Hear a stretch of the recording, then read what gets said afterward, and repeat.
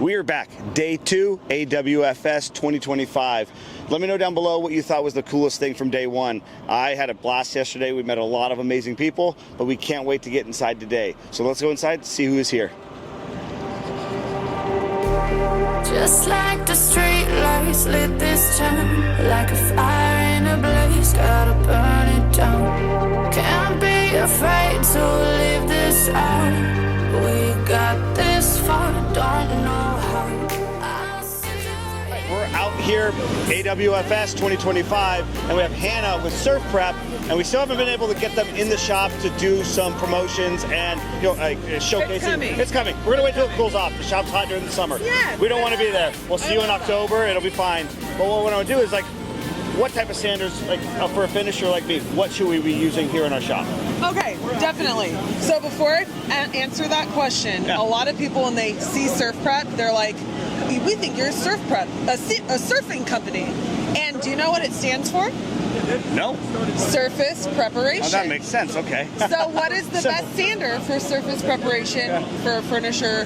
Like furniture refinisher, yep. And all that jazz. Yep. So definitely our 3x4 is our go-to. Yep. And this is what has made us stand out in the industry, and it's been really fun to see people just their minds get blown when they see this is what I've seen online. This is what went viral, and I'm like, I kind of want one of these.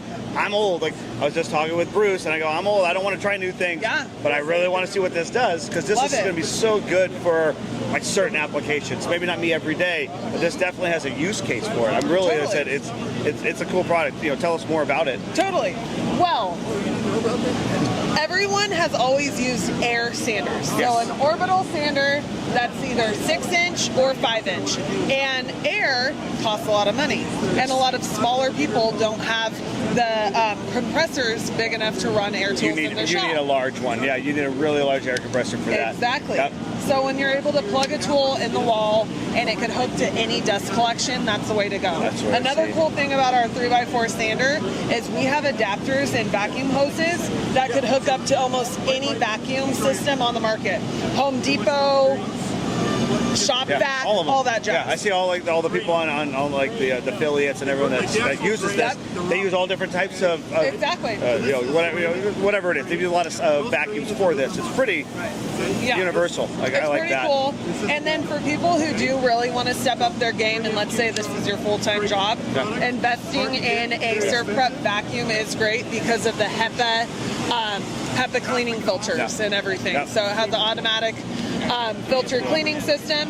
This is actually our PIV12, which has the option to run 2 electric sanders or 2 pneumatic sanders. So if someone is only running electric sanders, we have a smaller vacuum that's called the POV8, and it's a little 8-gallon, and it does the trick. It's great. Put it in the back of your truck, put a sustainer on it. It does a really good job. It's pretty cool. Do you want to show us how it works over here on this guy? Definitely. Let's come on over here. All right, so let's dive in. Let's see what do we have going on here. Okay, so this setup here is kind of a good standard shop setup for someone who is doing this as a job. They want to make sure that they have all the right products to get the job done right. So something that's done a really good job in our industry, in the woodworking industry, is our LED inspection light. A lot of people have put inspection lights from above or horizontal. Or not horizontal. Tell you my inspection light? Tell me. The sun. You're one of these guys. No, the way our shop is laid out, when you look out the main door, the light reflects just right, and you can see all the swirl marks. Really? Yeah. Okay. But then I started seeing this stuff online. I go, that would be interesting in a cloudy day or rainy day. Yeah. You're in Southern California. You don't have too many. That's why I haven't invested in one of these yet. We have the sun, but it's for paint too. You start doing white primers. This will show in all the imperfections. Oh, it's really rad. And mounting it horizontally does a very good job. I love that. Yeah. You're able to see all the imperfections, any gouges, anything like that. Yeah. So the 3x4, it's great because we could sand into different corners. We could sand MDF. Now, if you have a lot of hardwood, that's where the orbital sander does come into play. If you were to sand first with the 150 or 180 grit, and then if you came in with our medium plus, we won the Visionary Award for this. Oh, awesome. You come in with a medium 5mm abrasive, and then you sand those swirl marks out, perfect for stain. So a lot of people, like I said, know us for the 3x4 sander, but what we are really good at and what we are passionate about is our abrasives and our sandpaper. I've seen it all online. Yeah, there's so much stuff, and you saw it in action making these in Southern California. Yes. Yep. So it doesn't matter what sander you have. We punch all of this out in our warehouse in Southern California. All our Italian machinery. It's pretty cool. Yeah, it's a good looking product too. I said, and the fact that it's electric is what I like about it. Because I said the pneumatic side is what it's annoying.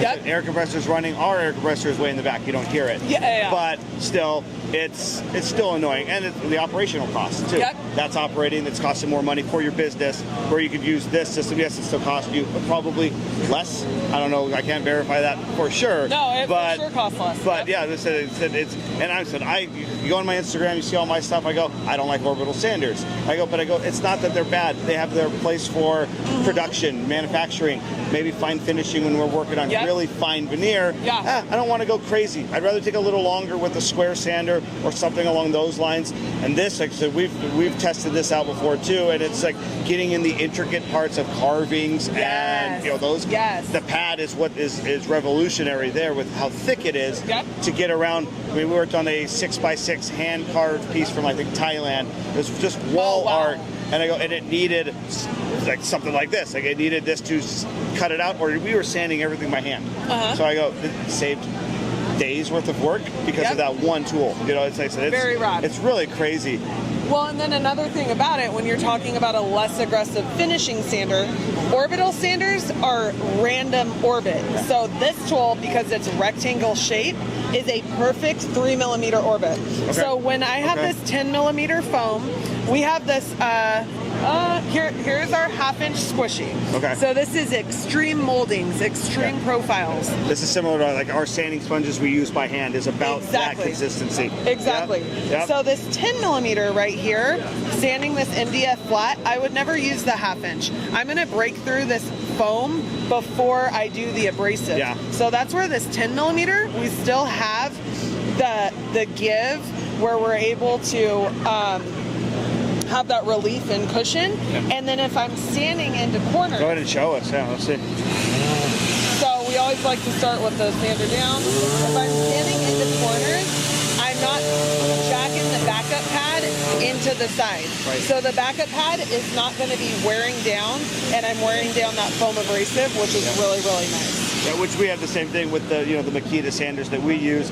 I have the little metal piece with a little piece of rubber, and if you get there, it's chatter. The chattering's crazy. And right there you saw there's no chattering and along. this would be really, really good too. If Ivan and I, if we get like stuff that goes white, we prime it. We got to heavily sand it. Oh. I tested it out at the Pretty Boy Paint Festival. Yes. On the white paint, and I go like, where was this? You don't have to hand sand this, and if it's panel after panel after panel. And there's no dust. Yes. You don't have all that white everywhere. The white powder. Yep, exactly. Yeah, we know that. We've been many a times like we don't have this set up. We don't use vacuums. We use air hoses and blow ourselves off. Yep. We're old school. We don't like changing our ways. But I go, it's really crazy. Now, what I have one more question is, what's new 2025 here? Like, you want to show me something big? Yes, so we teamed up with Vancouver Automation, and they are incredibly intelligent engineers, and they brought one of their sanding robot cobot machines into our booth. So we are putting a 3x4 sander along with a 5-inch sander, and the robot is doing all of the sanding for us.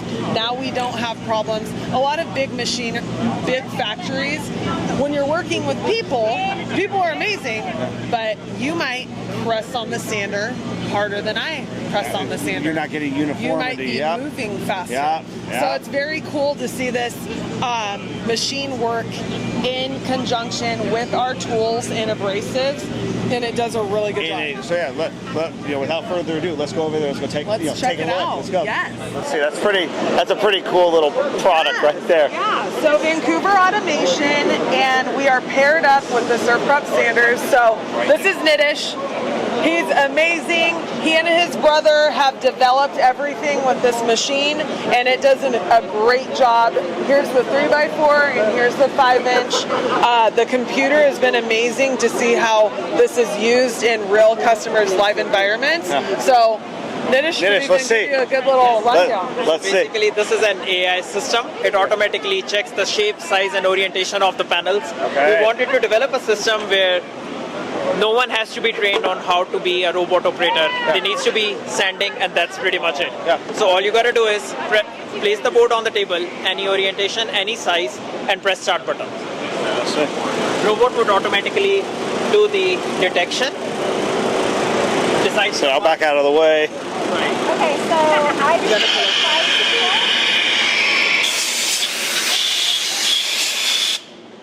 So we select the recipe that it's a raw shaker MDF, and we press the start button. Now you did it right. Yes. There you go. I'll move over here. I'll stand next to you, and you could.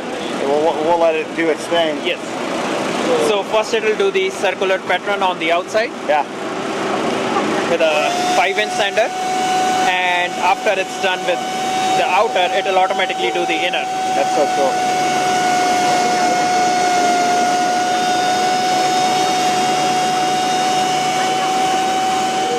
How long did it take for you to create this? So it took us about a year. Okay. So we have been in business for about 6-7 years now. Okay. So we were pioneers of AI systems. So we already knew AI and robotics. Okay. It's just that we got one order that they wanted a simple solution that with the press of a button, everything and anything can be sanded, and that's where this. And you can see it. It's figuring itself out. It's starting to Yes. line itself up. I saw a little red laser dot trying to figure it. Like, look at that. So as you will see, it's going into the very edges and Yeah. each and every corner. So once the system is done sanding, you don't have to hand sand anything at all. Yeah, this would be really good for mass production. Yes. You get multiple of these in a conveyor belt type of system, and that's not us. We're specialty, high-end furniture restoration. But I go, this is why we came to AWFS, to see cool stuff like this. Yes. Stuff that we'll never buy, but it's really impressive where technology has taken us. Yes. So another cool feature about this thing is you can have multiple panels on the same bed, and it will automatically detect what type of panel is it. It is a flat panel, shaker, hardwood, or MDF. And so is that the difference with the AI portion versus like a CAD system or Yes. like operational? It's doing the same tool over and over again, where this can sense what's there. Exactly, That's so exactly. cool. Because this one has a stereo camera, so it's basically looking as a human would see. It knows that this is a flat panel, or this has grooves in it, Yeah. or this has 2 grooves in it. So it will automatically know if it's a raised panel or a recessed panel. It will automatically does the path planning according to that section. And you can see, and even like with it sanding now, it's got a little bit of a swirl to it, so it's just getting that final finish, that finished polishing look. Get rid of any swirl marks, anything like that. It's pretty impressive. Yep, exactly. So we are adding features to it as we go along. As we are selling more units, and a client comes to us and says, hey, I want to do 2 grid progression on the frame, and that's something we'll add and update all the existing clients with that feature. And So this goes back to there. I'll show you. We'll move this panel around and place a flat panel. I don't have to do recipe selection on this one. I'll press start button. It will automatically detect that's a flat panel and that's a shaker panel. So it'll know what to do. What to do and which one, yes. Yeah. That's impressive. Plus, this one uses 6 force sensors in each and every joint. Yeah. So it always applies very consistent amount Even of force pressure, yeah. each and every time. So Yeah. your quality is very consistent throughout. Like you said, Impressive. high-end cabinetry, they need consistency and quality. That's where the robot shines. So cool. I said I appreciate you spending the time with us, showing us this thing. I said it's impressive. Thank yes, we get to restore high-end furniture, but you get to make pretty cool robots. Like, Yes. That's pretty amazing. I appreciate it. So good Yeah, luck with thank you. you. Have a good rest of the week. See you. The street lights lit this town like a fire in a blaze. Gotta burn it down. Can't be afraid to leave this out. We got this far, don't know how. I see danger in your eyes. They know we'll burn down the night.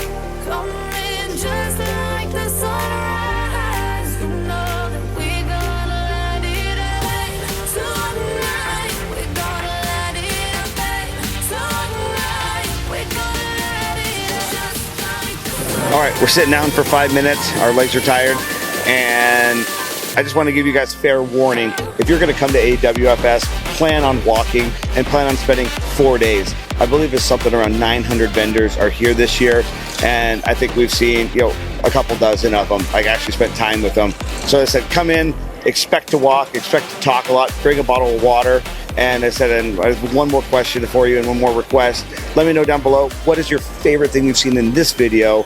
And what type of, what's your favorite thing that you want to see here at AWFS in 2027? Let me know. Like, comment, subscribe, and we'll see you guys tomorrow.